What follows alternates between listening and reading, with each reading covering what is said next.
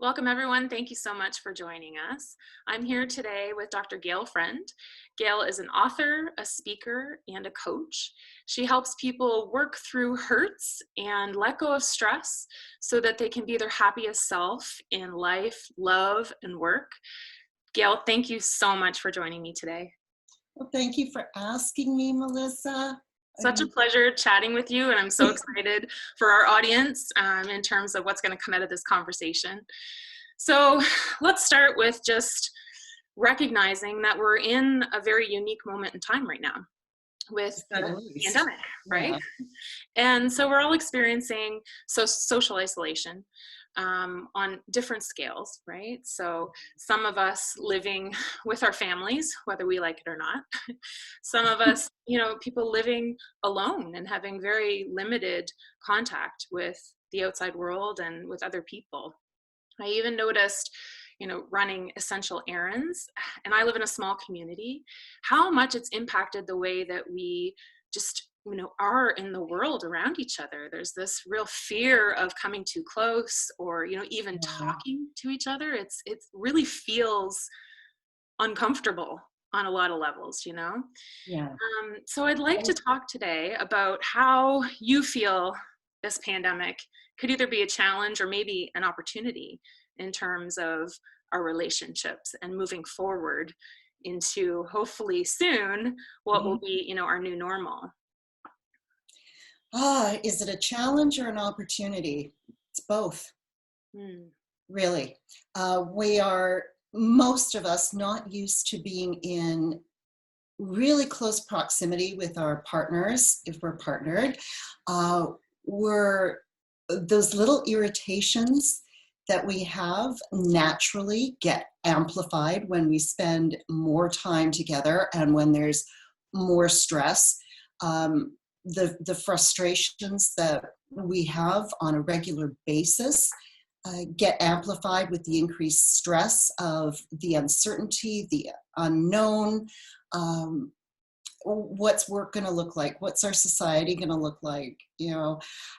How, for a lot of people, am I going to be able to pay the rent or the mortgage?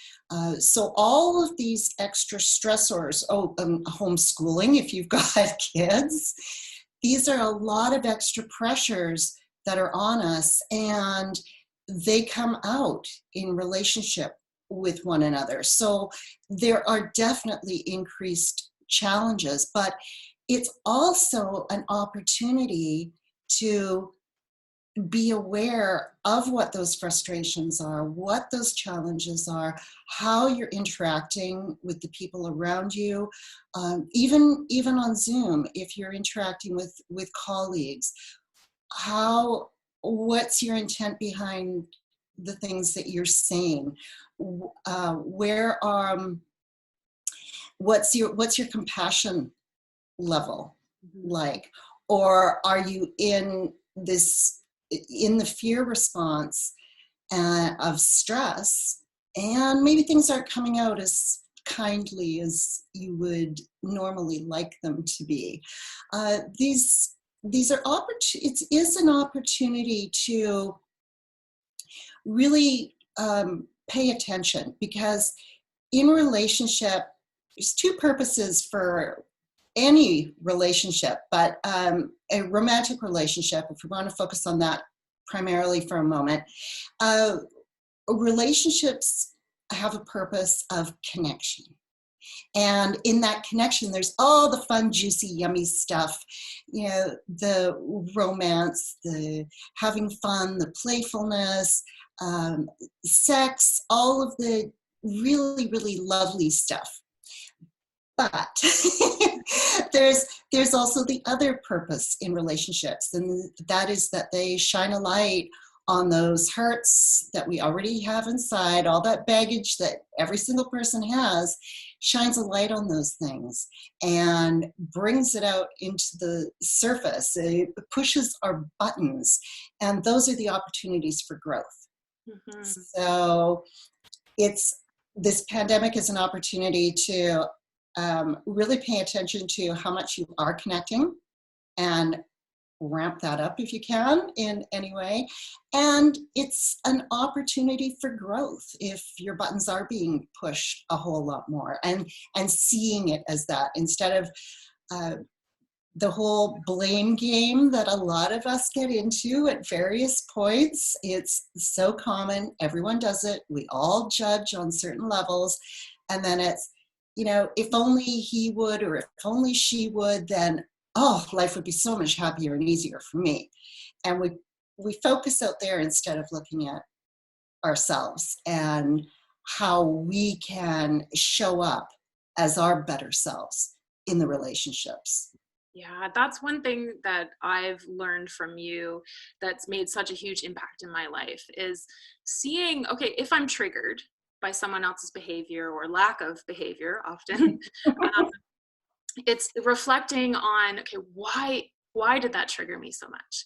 Really doing that internal work. And usually it's, well, I'm carrying something from that, or it's reminding me of this. It's not really about that person's actions in those moments.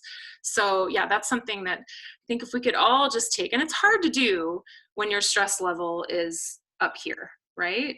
And Mhm. deflecting is so much easier to do, and sometimes feels a lot better in the moment. Sure. Because, your ego gets that boost of, I'm right. And Absolutely. if ego is satisfied, then, we feel victorious and righteous, but we're not being loving in those moments. Mm, yeah, I love that. So let's talk a little bit about the concept that the quality of our relationships with other people is a reflection of the relationship we have with self. Yes. Yes. I love saying that. I love it. I love seeing the reactions on people's faces when I say that. It's kind of like, oh, okay. Yeah, but, Right. and start looking out again. So, yeah, the relationship we have with ourselves, again, going back to that baggage that we all carry, those old hurts. Um, and by old hurts, that can be yesterday or it can be childhood, anywhere in between. Um, as you were saying, we get triggered Mhm. and because we carry those things inside of us, and our true self is all the lovely emotions. Our true self, our higher self, is love, appreciation, peace, joy. It's that feeling of being free, all compassion. That's who our true self is, and it's all based in our heart emotions. Then there's the ego self. Mm. And the ego self is all the mind stuff. And whenever we are in frustration or anger or um, grief or depression, sadness, any of those emotions, we are not connected to our true self. We're not connected to our loving self. And all emotions are valid. So those lower emotions that we have, they're indicators that we are first not connected to our true self. They're indicators of maybe there's a boundary, a healthy boundary that needs to be set. Something's been, a line has been crossed. There's healing that needs to happen around something from before, or we're caught up in mind chatter that is not serving us. So we need to realize that we are of two different selves. We are our heart-centered self and our ego self, and it's just all part of the human condition. Yeah, Right. we got both going on. Yeah, and it's so great to connect with that and see it as your body's way of giving you information rather than judging it, right? And feeling guilty or feeling like you're a bad person because you're experiencing some of those things. So yeah. Exactly. So Gail, I am super interested in habits.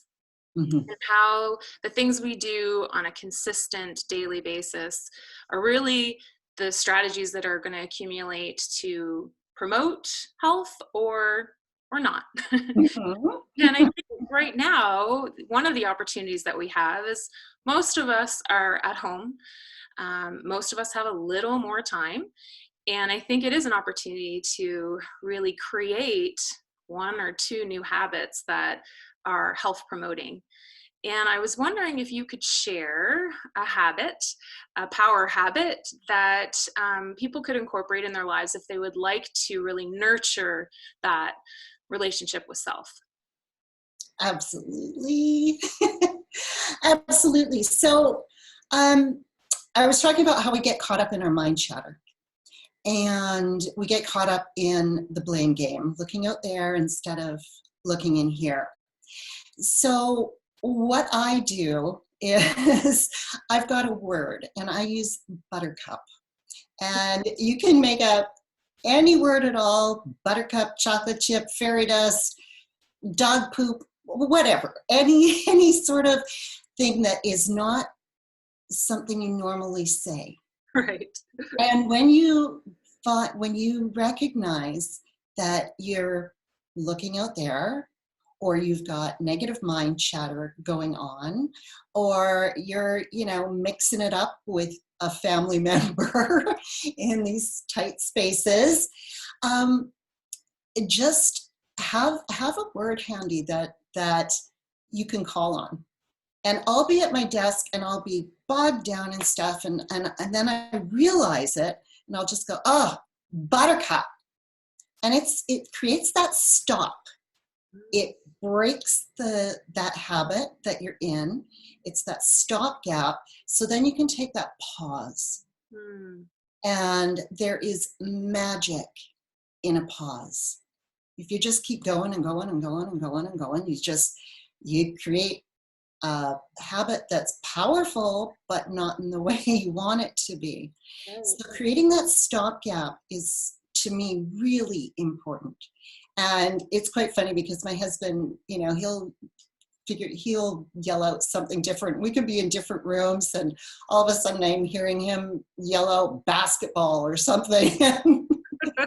Yesterday, I could hear him in the other room and he was getting frustrated with some things, and I just yelled out, bubble gum. And as soon as we hear a word that is not a regular word, it's just like getting slapped with, cold water or something, and creates that pause. So then you take that moment.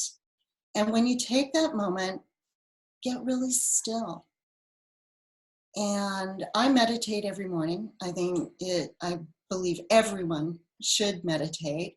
But through this pandemic, I've been doing it in smaller chunks more often.